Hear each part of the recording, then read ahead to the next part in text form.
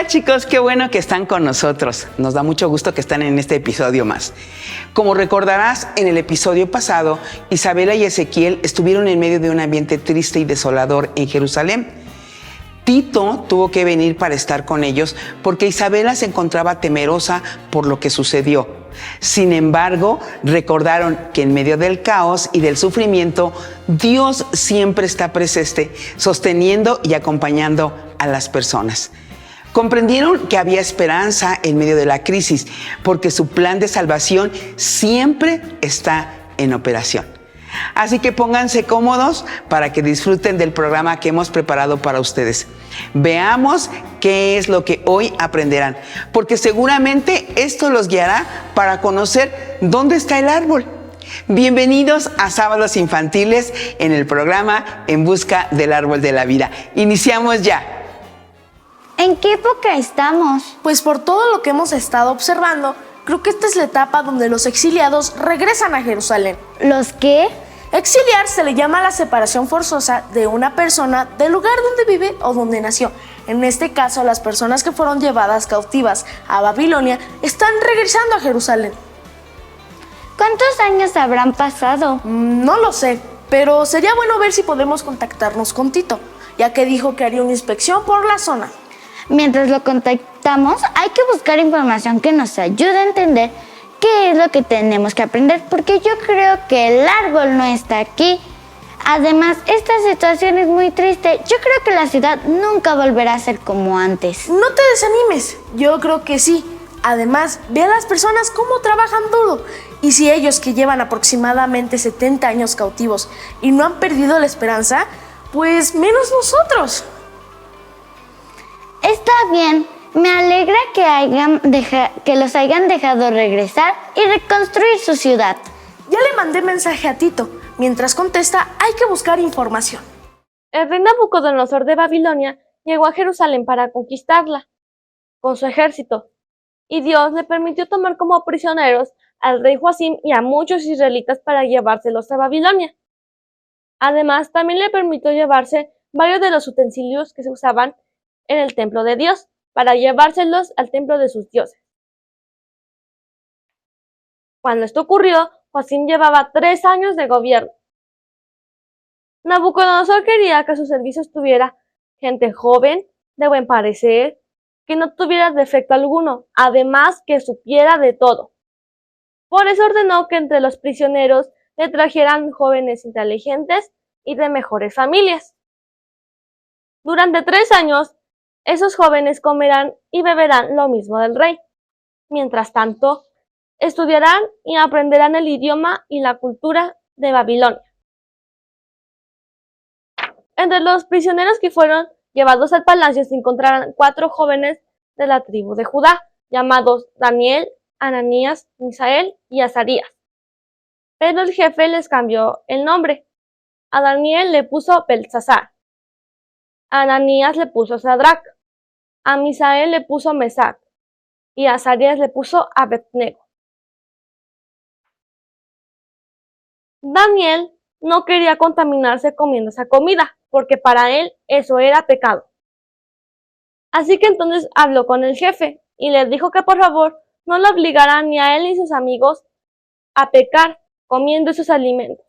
Y el jefe le dijo: el rey ya decidió lo que ustedes deben comer, y yo le tengo miedo, y si ve que uno de ustedes tiene cara de enfermos, me mandará a matar, y de ustedes será la culpa. Y Daniel le dijo: nosotros somos sus siervos humildes, le pedimos pues que haga la prueba con nosotros 10 días. Durante ese tiempo nos dará a comer verduras y a beber agua, mientras que los demás jóvenes comerán lo mismo del rey. Pasado ese tiempo, comparará nuestra cara con la de los demás jóvenes. Cuando pasaron los 10 días, apenas vio que Daniel y sus amigos se veían más fuertes y más sanos que los demás jóvenes. Así que entonces decidió ya no darles esas comidas y les empezó a dar verdura. Estos 4 jóvenes recibieron de parte de Dios mucha inteligencia y sabiduría. Además, Daniel podía interpretar los sueños y las visiones. Pasado el plazo que puso el rey, apenas llevó ante él todos los jóvenes, y Nabucodonosor conversó con todos, pero no halló ninguno tan inteligente como Daniel y sus amigos. Por eso empezaron a servir en el palacio. Conclusión: Daniel y sus amigos se negaron a comer la comida del rey porque no querían contaminarse, y Dios los bendijo con salud y sabiduría. Durante el cautiverio en Babilonia, Daniel interpretó el sueño de Nabucodonosor, por lo que ganó el favor del rey y se posicionó en la corte. Por su parte, sus amigos fueron arrojados a un horno ardiente por negarse a adorar una estatua, y Dios los protegió saliendo ilesos. En otro periodo, Daniel fue lanzado al foso de los leones por orar a Dios, desobedeciendo el decreto real, pero Dios envió un ángel para cerrar la boca de los leones, salvándolo. Estos relatos muestran que ellos reconocían que lo que su nación sufría era a causa de su desobediencia. Por eso, ellos querían obedecer a Dios antes que los hombres. Sus vidas son un ejemplo de fe inquebrantable y valentía. Regreso del exilio. El pueblo judío estuvo cautivo lejos de su tierra de origen como parte de un castigo, una lección que Dios le dio a su pueblo. Después de 70 años, Dios usó a Ciro, rey de Persia, como medio para hacer que su pueblo regresara del exilio. Así ha dicho Ciro, rey de Persia: Jehová, el Dios de los cielos, me ha dado todos los reinos de la tierra, y me ha mandado que le edifique una casa en Jerusalén, que está en Judá. Esdras 1:2. El pueblo de Dios regresó en 3 grupos. El primer grupo, encabezado por Zorobabel, de la casa de David, fue enviado por Ciro para la reconstrucción del templo, con parte del pueblo y apoyo para la reconstrucción. El segundo grupo estaba encabezado por Esdras, un maestro de la ley, enviado por Artajerjes para llevar al pueblo de regreso a Jerusalén. Esdras se enfocó en hacer reformas religiosas y sociales, enseñando al pueblo las leyes de Dios. El tercer grupo era encabezado por Nehemías, un judío que trabajaba como oficial del gobierno persa. Escuchó sobre el estado deteriorado de los muros de Jerusalén y pidió permiso a Artajerjes para reparar los muros. El rey persa le dio muchos recursos y protección en su viaje. Cuando ustedes me buscan, me hallarán, si me buscan de todo corazón. Ustedes me hallarán y yo haré que vuelvan de su exilio, pues los reuniré de todas las naciones y de todos los lugares donde los arrojé. Haré que ustedes vuelvan al lugar de donde permití que se los llevaran. Jeremías 29, 13 y 14.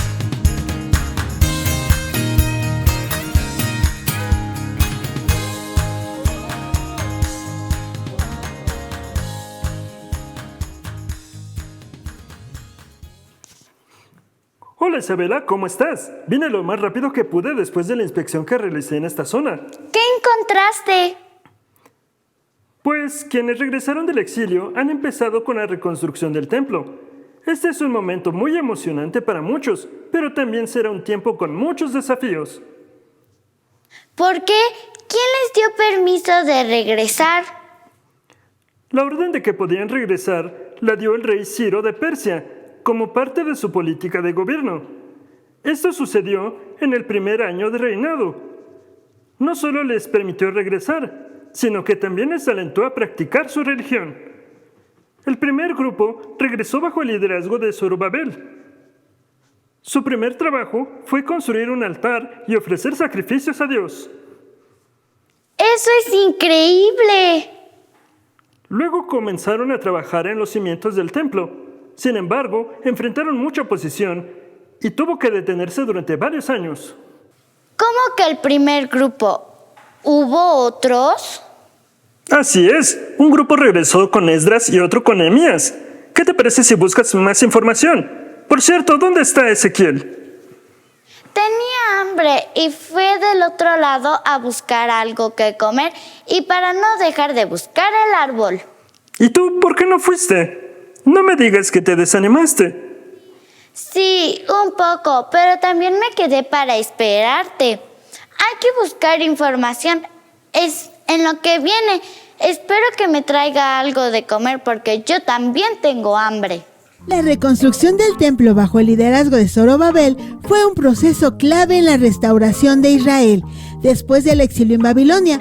A continuación, te presentamos un resumen de los eventos más importantes relacionados con esta reconstrucción. 1. Regreso del exilio y asignación de la tarea. Y esto lo podemos leer en el libro de Esdras. En el año 538 a.C., el rey Ciro de Persia emitió un decreto permitiendo a los judíos regresar a Jerusalén y reconstruir el templo. Zorobabel, descendiente del rey David, fue nombrado gobernador y lideró el regreso de aproximadamente 50,000 judíos. También se devolvieron los utensilios sagrados del templo que Nabucodonosor había tomado.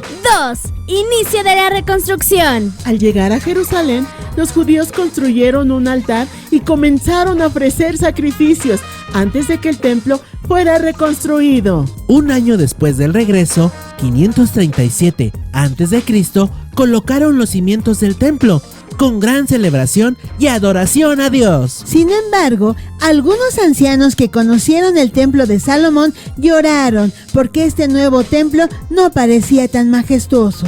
3. Oposición y detención de la obra. Los enemigos de Judá, incluidos samaritanos y otros pueblos, ofrecieron su ayuda en la construcción, pero fueron rechazados. En represalia, estos adversarios desalentaron al pueblo, presentaron falsas acusaciones y lograron que el rey Artajerjes ordenara detener la obra. Durante aproximadamente 16 años, la reconstrucción quedó paralizada. 4. Reanudación de la construcción. Y esto también lo podemos leer en los libros de Ageo y Zacarías.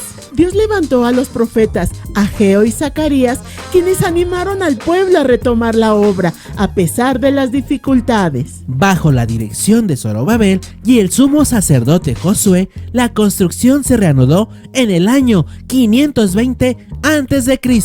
Los enemigos intentaron nuevamente detener la obra, pero el rey Darío revisó los archivos y confirmó el decreto de Ciro, permitiendo que la construcción continuara.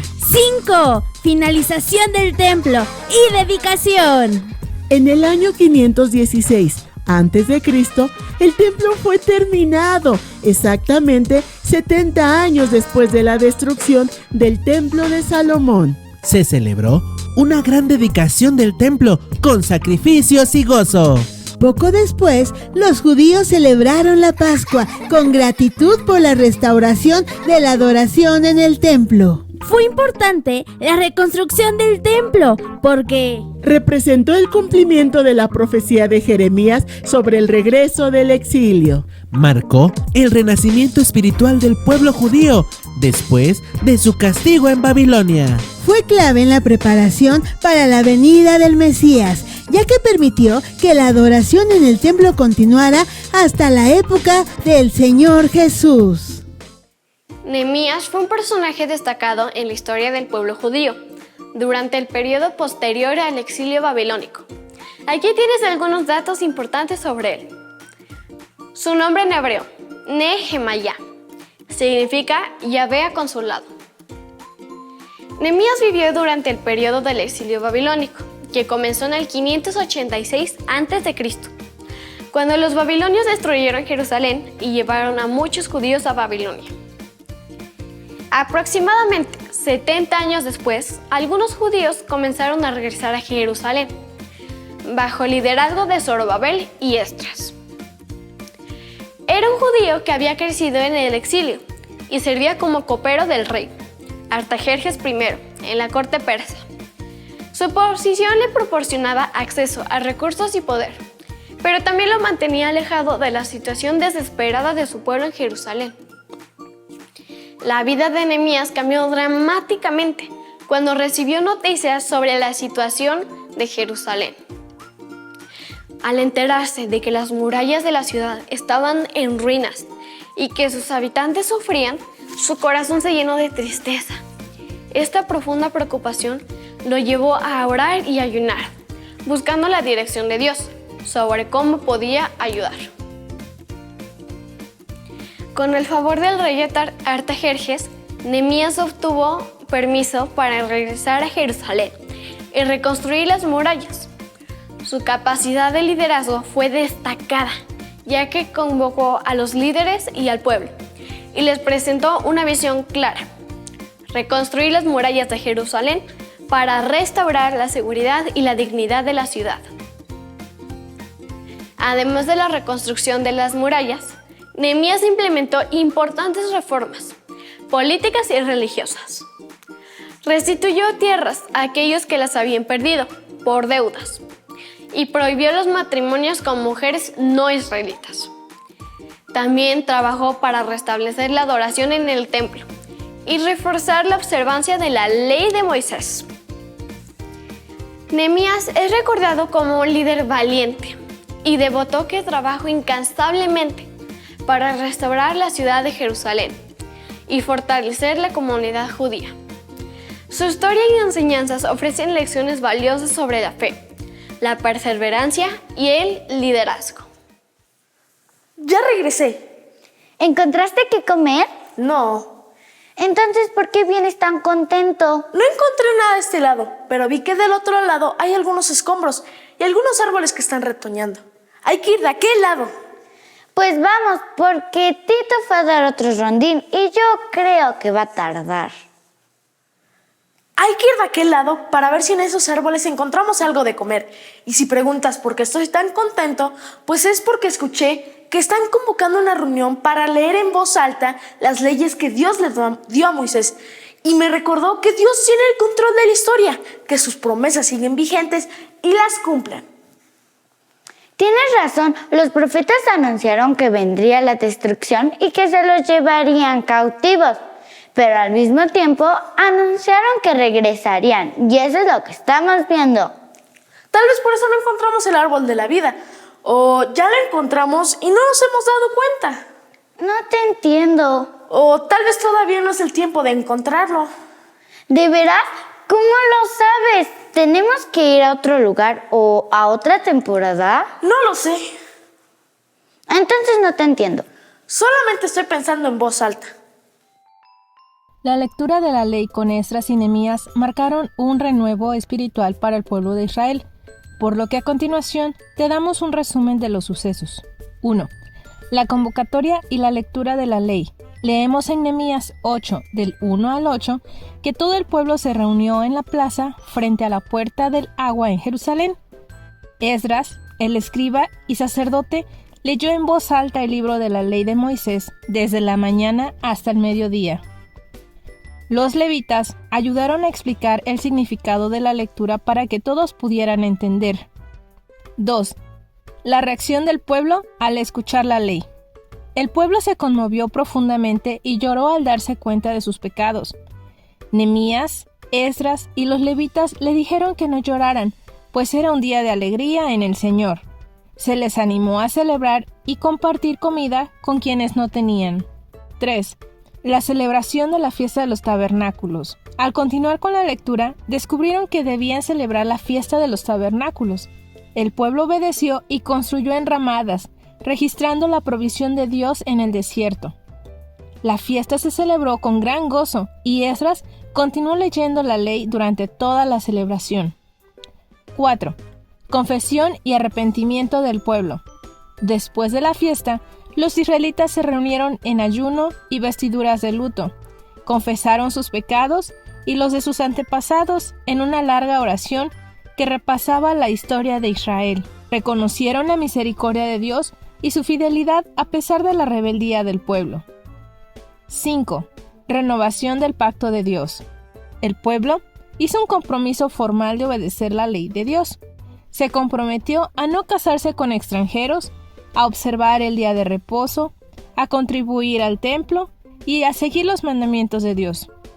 La lectura de la ley fue crucial en la restauración espiritual de Israel tras el exilio en Babilonia. En el proceso de recuperar su identidad como nación, fue una oportunidad para que el pueblo reconociera la importancia de la palabra de Dios en su vida y para manifestar su deseo de vivir en obediencia a Él. La lectura de la ley con Esdras marcó un renuevo espiritual para el pueblo de Israel. Esto fue lo que sucedió. La convocatoria y la lectura de la ley, Nehemías 8, 1 al 8, todo el pueblo se reunió en la plaza frente a la puerta del agua en Jerusalén. Esdras, el escriba y sacerdote, leyó en voz alta el libro de la ley de Moisés, desde la mañana hasta el mediodía. Los levitas ayudaron a explicar el significado de la lectura para que todos pudieran entender. Reacción del pueblo. Nehemías 8, 9 al 12. Al escuchar la ley, el pueblo se conmovió profundamente y lloró al darse cuenta de sus pecados. Nehemías, Esdras y los levitas les dijeron que no lloraran, pues era un día de alegría en el Señor. Se les animó a celebrar y compartir comida con quienes no tenían. La celebración de la fiesta de los tabernáculos. Nehemías 8, 13 al 18. Al continuar con la lectura, descubrieron que debían celebrar la fiesta de los tabernáculos.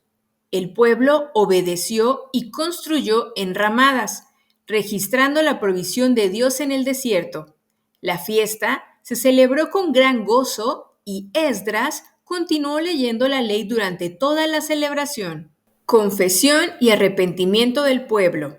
Nehemías 9. Después de la fiesta, los israelitas se reunieron en ayuno y vestiduras de luto.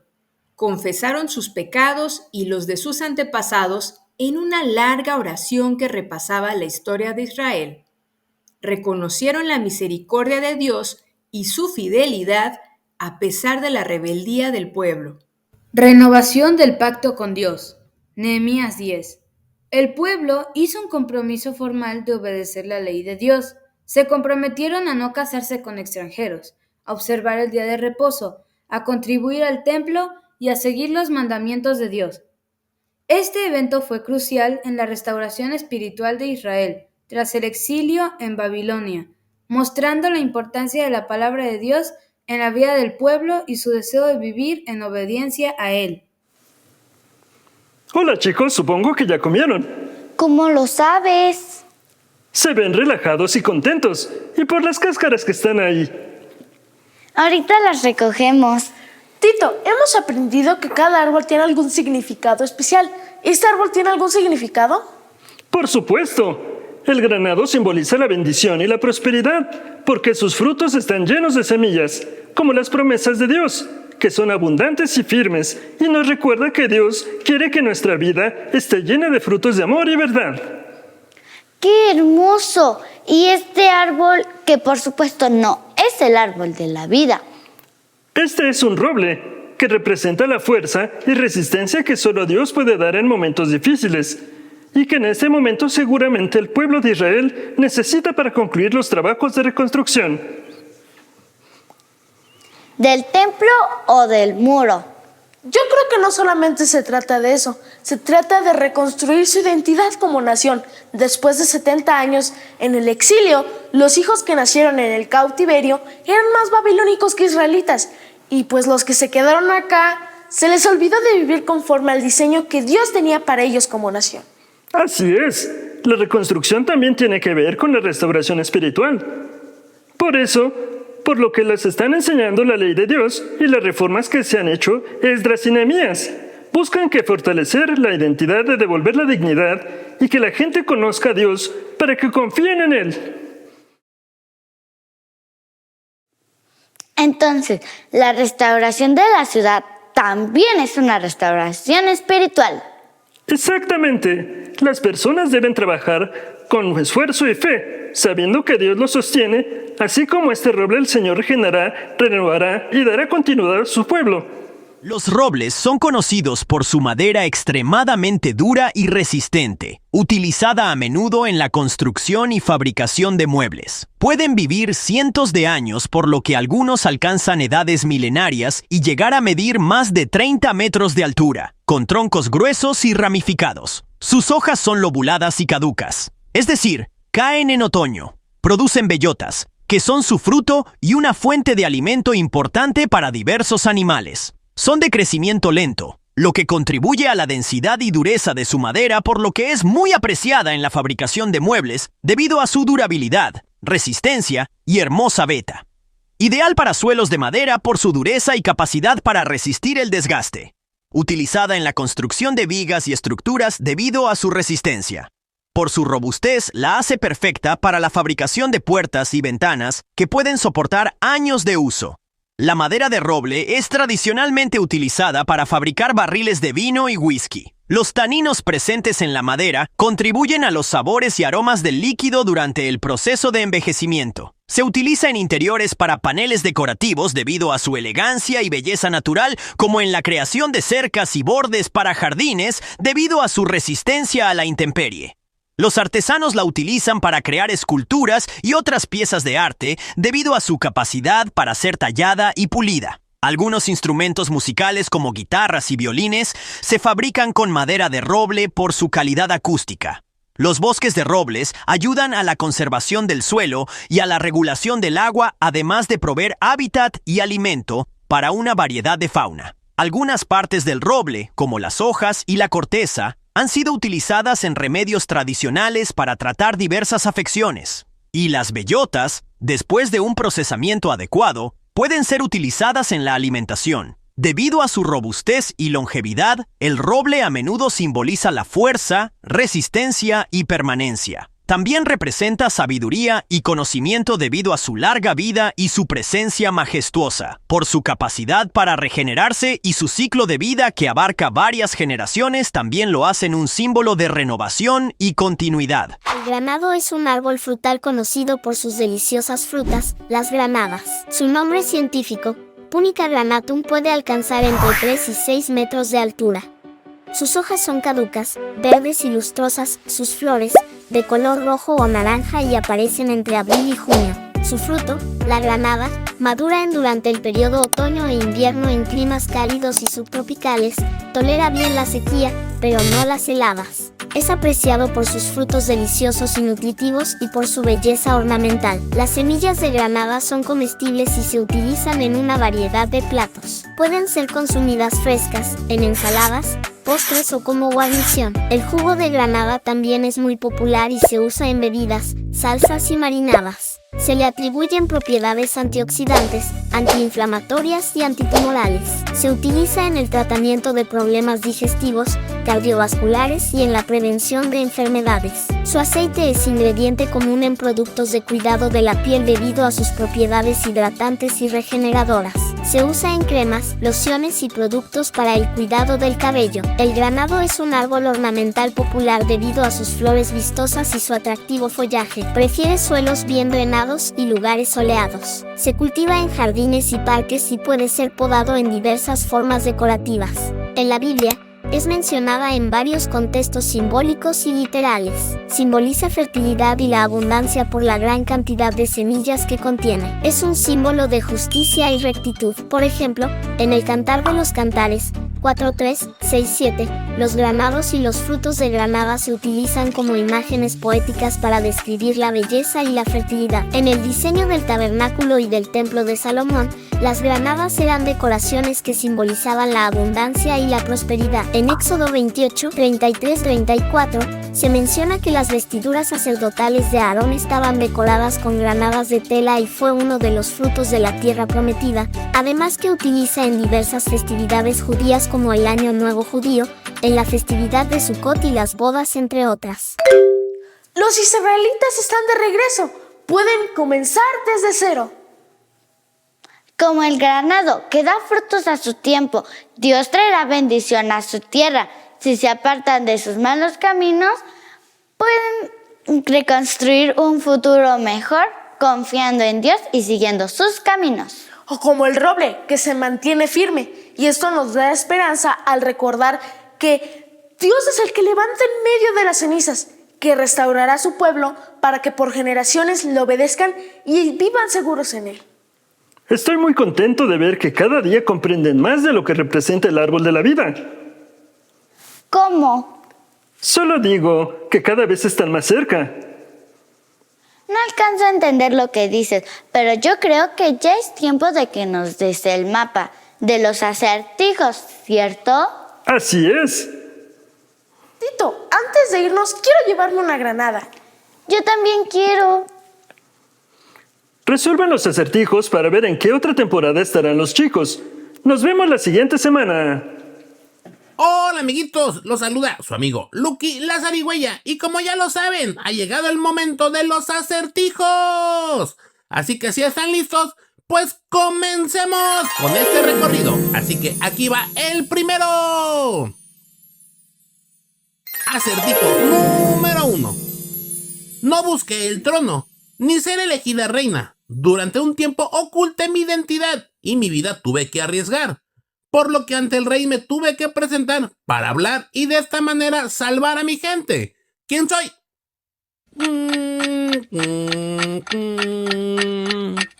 ¡Correcto! Esther. Acertijo número 2. Sabiduría de Dios recibí para sueños interpretar.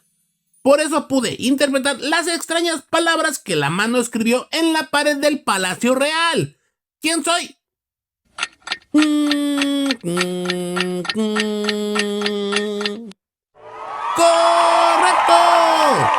Daniel.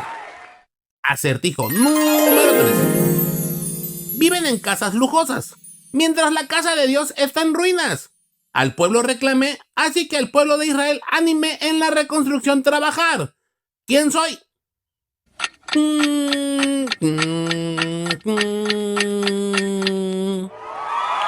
¡Correcto!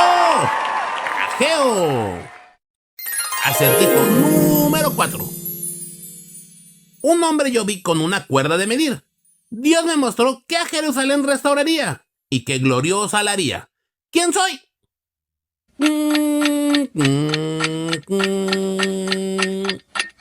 ¡Correcto! ¡Zacarías! Acertijo número 5. A la gente anuncié que Dios no quería sacrificios vacíos, sino que la justicia corriera como un río y la rectitud como un arroyo inagotable. ¿Quién soy?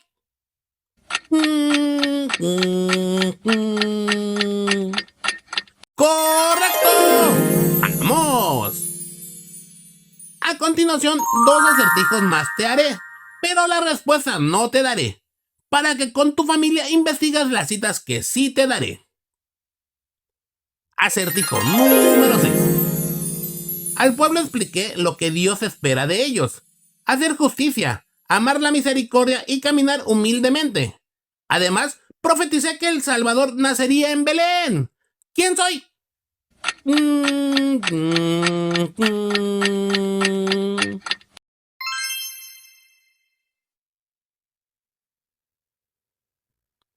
Acertijo número 7. Si sus diezmos traían, Dios bendición derramaría. Profeticé que Elías vendría antes del Mesías y fui el último profeta antes de que Dios guardara silencio por 400 años. ¿Quién soy?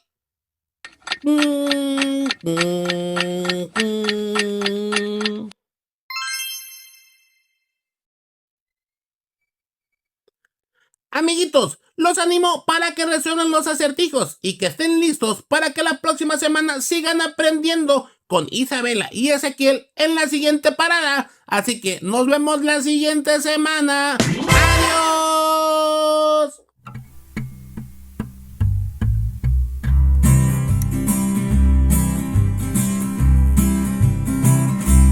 Como el sol que vuelve a salir, tú me das una oportunidad para vivir. Borras mi culpa, me das de tu paz, y en ti yo siempre podré confiar. Nueva vida en ti, Señor, un nuevo comienzo y corazón. Tu luz brilla en mí, oh Dios, me restauras y me das de tu dirección. Como el árbol que vuelve a brotar, tu gracia me vuelve a levantar.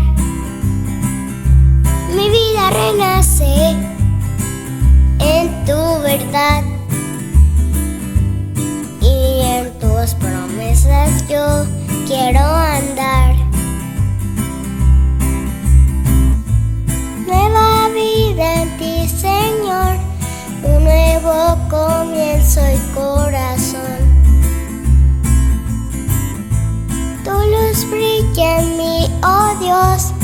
me restauras y me das de tu dirección.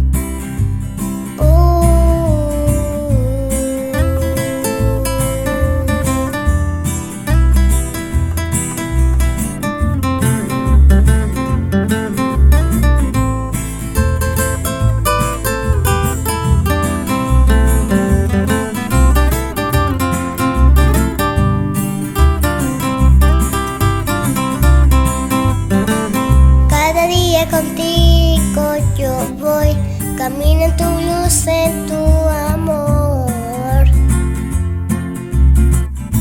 Mis pasos guías con tu bondad, contigo vivo en libertad. Nueva vida en ti encontraré. Comienza hoy mi corazón. Brilla en mí, te doy gracias, Señor. Me restauraste y me diste dirección. Hoy camino contigo, al cielo voy. Hoy camino contigo, al cielo voy. Hoy camino contigo, al cielo voy.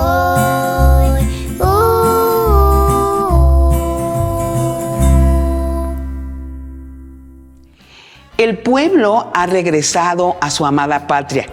Con fe y esfuerzo reconstruyen nuevamente el templo y el muro. Como vieron, este fue un tiempo de esperanza y de renovación, de restauración para los que regresaron, pero también para los que se quedaron en Jerusalén. Además, los chicos conocieron al roble como un recordatorio de la fortaleza que en medio de la prueba Dios da, y al granado, que les recordó la abundancia que Dios provee a quienes lo buscan de todo corazón. Sin embargo, no encontraron el árbol. Así que ellos tienen que continuar con la búsqueda. Nosotros hoy también podemos recordar que no hay otra cosa mejor que obedecer y confiar en Dios, que es quien sana, quien renueva, quien nos da esperanza, pero sobre todo quien nos guía. No lo olvides, recuerda esto y nos vemos la próxima semana. Recuerda que siempre hay algo nuevo que descubrir. Si los adultos no están contigo, llámalos, porque viene la sección Para ti que eres grande. Nosotros nos vemos la próxima semana. Adiós.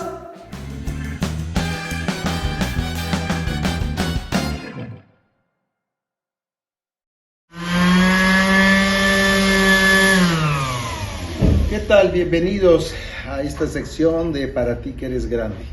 Soy el pastor Abraham y hoy quiero compartirte una porción de la escritura maravillosa y extraordinaria. Estamos viendo el tiempo de Esdras y Nehemías, los grandes reconstructores de una nación. Dios ha puesto en sus manos ni más ni menos que reconstruir toda una nación.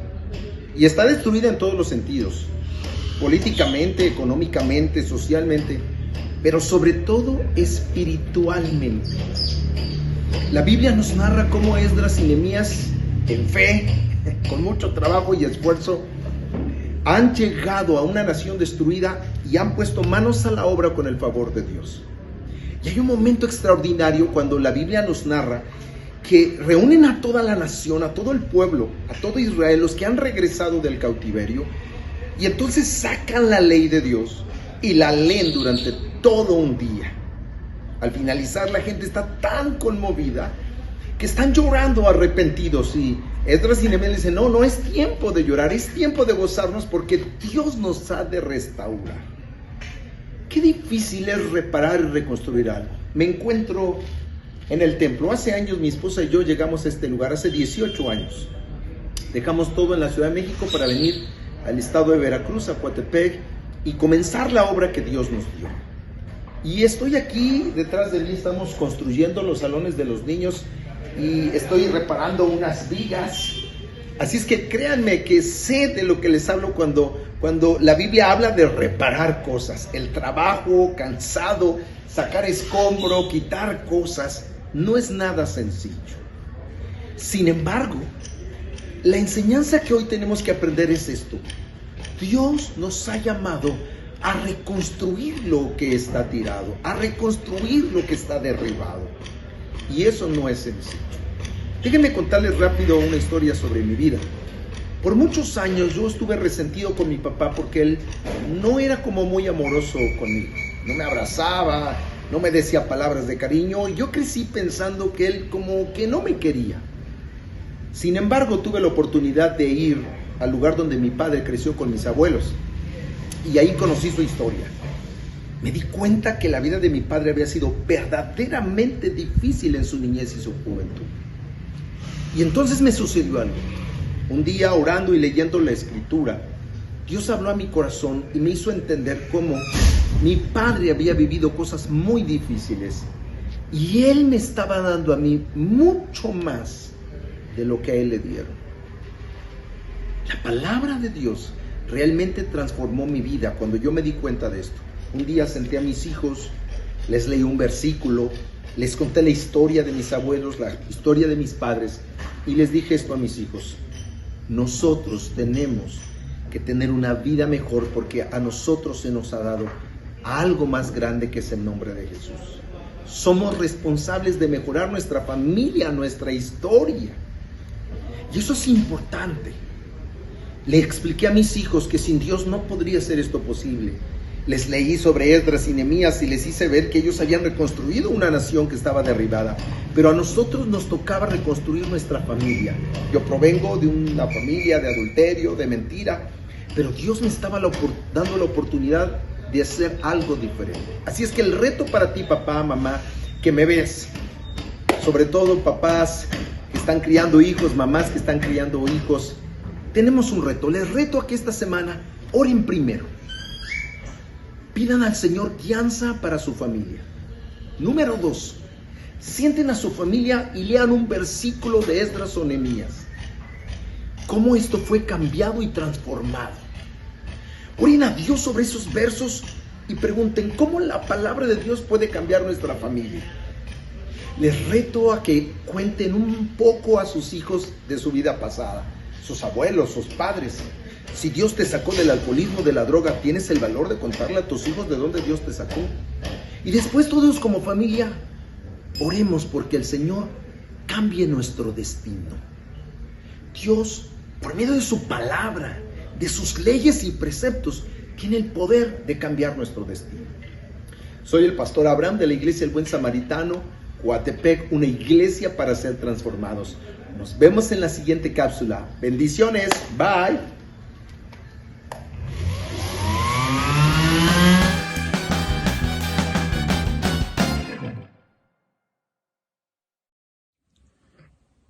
Qué gusto encontrarnos nuevamente aquí en Sociedad Bíblica de México con el tema Reconstruir la identidad de una generación.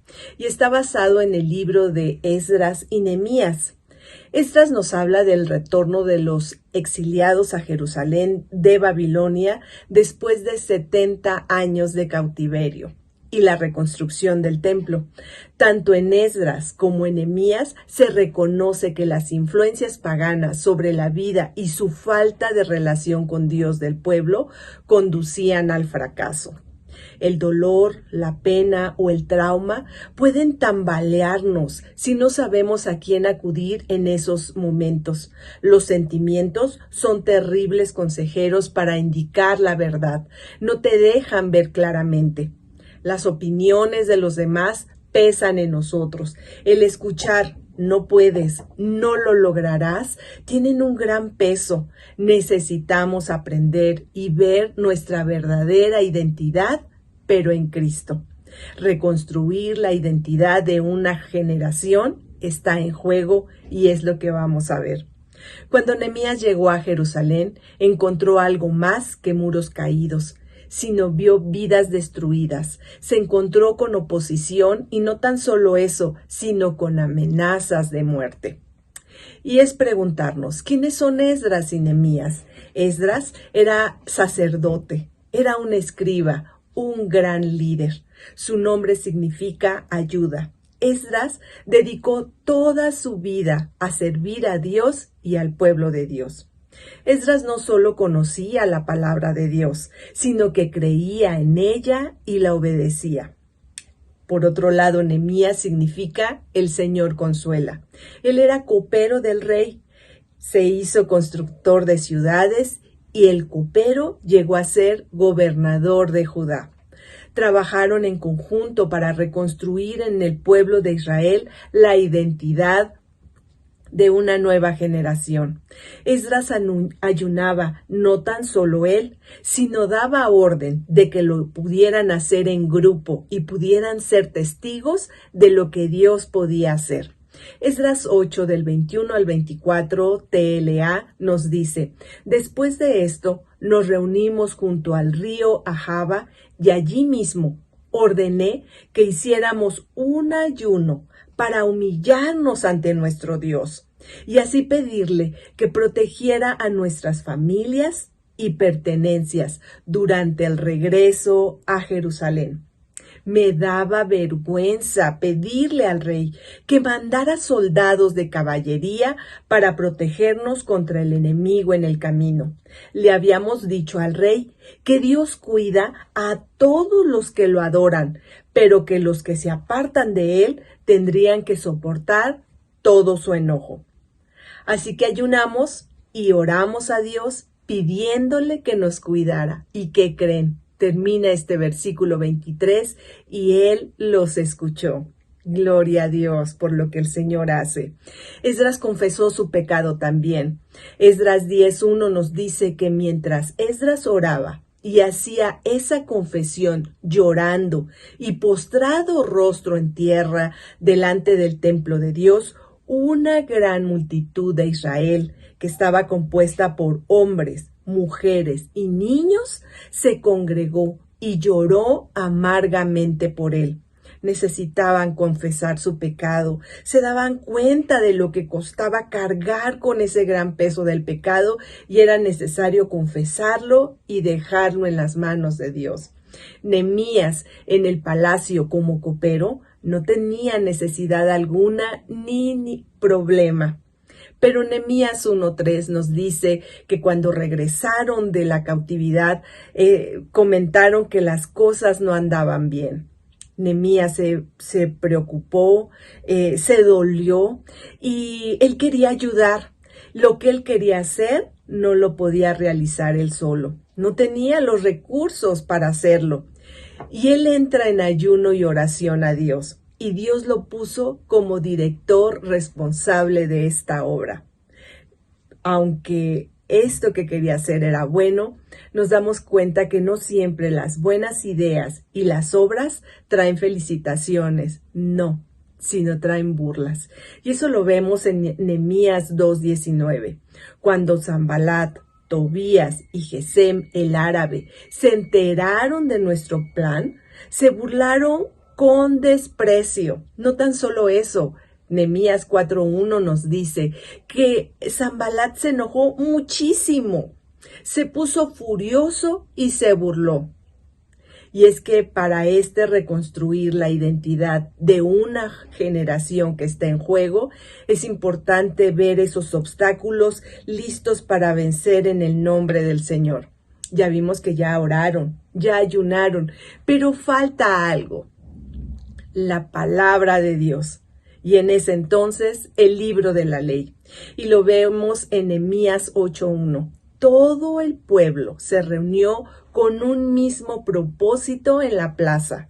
Le pidieron al escriba Esdras que sacara el libro de la ley de Moisés, la cual el Señor había dado a Israel para que la obedecieran. No tan solo la leyeran, no tan solo la escucharan, sino para que la llevaran a la práctica, para que la pudieran obedecer. Versículo 2 dice: incluía a los hombres y a las mujeres y a todos los niños con edad suficiente para entender, desde temprano por la mañana hasta el mediodía, y leyó en voz alta a todos los que podían entender. Todo el pueblo escuchó atentamente la lectura del libro de la ley. ¿Cuál fue el resultado de la lectura y de la comprensión? Para reconstruir la identidad de una generación que está en juego, lo vemos en Nehemías 8:6, que nos dice: entonces Esdras alabó al Señor, el gran Dios, y todo el pueblo, con las manos levantadas, exclamó: amén, amén. Luego se inclinaron y con el rostro en tierra adoraron al Señor. Haber confesado, haber el resultado del ayuno y la oración es lo que trae, es ver quién es Dios y que somos nosotros hijos de un Dios. Por eso podían levantar sus manos en símbolo de rendición, de gozo, de aquí estoy, Señor. Los israelitas se percataron de que lo único que realmente poseían era su Dios y su ley. Durante este periodo, y precisamente a raíz de lo anterior, Israel toma conciencia de su nueva identidad como remanente del pueblo de Dios, lo cual implica la seriedad de su papel como preservador del pacto de Dios. A este pacto solo se responde con absoluta fidelidad. Tu alegría está conectada con tu identidad. ¿Y cómo te ves a ti mismo también? Nehemías 12:43 nos dice que se ofrecieron muchos sacrificios durante aquel día de gozo, porque Dios había dado al pueblo razón de alegrarse. También las mujeres y los niños participaron en la celebración y la alegría del pueblo de Jerusalén podía oírse a gran distancia lo que estaba sucediendo en ellos. Y es preguntarnos, ¿cuál es tu identidad? ¿En qué está basada? Porque todo es efímero, pero la verdadera identidad en Cristo te da mucho más de lo que tú te puedes imaginar. Te invito como adulto a que puedas practicar lo que hemos visto el día de hoy, que da resultado para tener una familia con identidad, con seguridad y que juntos podamos decir, como dice el Salmo 95 del 1 al 3, vamos, vamos, cantemos con alegría, alabemos a nuestro Dios, Él nos salva y nos protege, vayamos a darle gracias, cantémosle himnos de alabanza. Nuestro Dios es poderoso. Un abrazo muy grande. Que Dios te bendiga.